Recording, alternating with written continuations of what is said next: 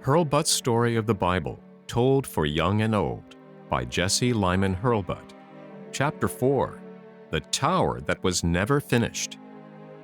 After the great flood, the family of Noah and those who came after him grew in number, until, as the years went on, the earth began to be full of people once more.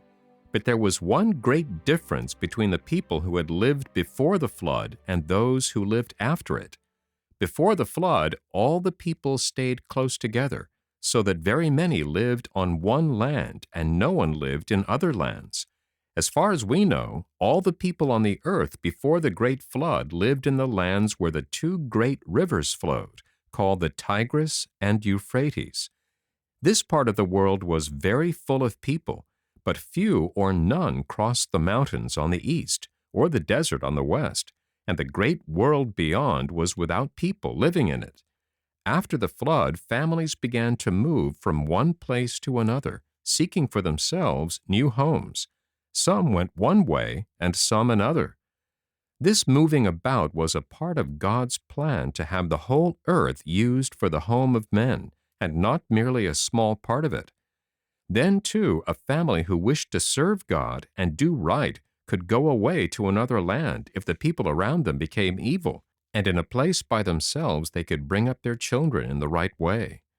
From Mount Ararat, where the ark rested, many of the people moved southward into a country between two great rivers, the rivers Tigris and Euphrates, and there they built houses for themselves. They undertook to build a great city, which should rule all the peoples around them. They found that the soil in that country could be made into bricks, and that the bricks could be heated and made hard, so that it was easy to build houses to live in, and walls around their city to make it strong against enemies. And the people said to each other, "Let us build a great tower that shall stand on the earth and shall reach up to the sky, so that we may be kept together and not scattered abroad on the earth." So they began to build their great tower out of bricks, which they piled up one story above another. But God did not wish all the people on the earth to live close together, just as they had lived before the great flood. God knew that if they all kept together, those that were wicked would lead away from God those that were good, and all the world would become evil again, as it had been before the flood. This was the way that God kept people from staying in one place. While they were building this great city and tower, which they intended to rule the world, God caused their speech to change. At that time, all men were speaking one language, so that everybody could understand what every other person said.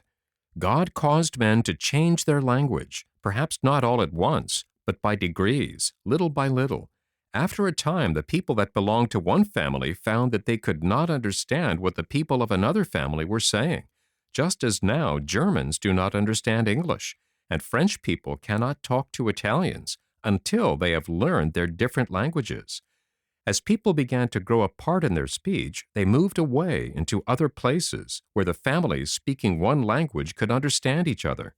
So the men who were building the city and the great tower could no longer understand each other's speech, and they left the building without finishing it, and many of them went away into other lands. So the building stayed forever unfinished.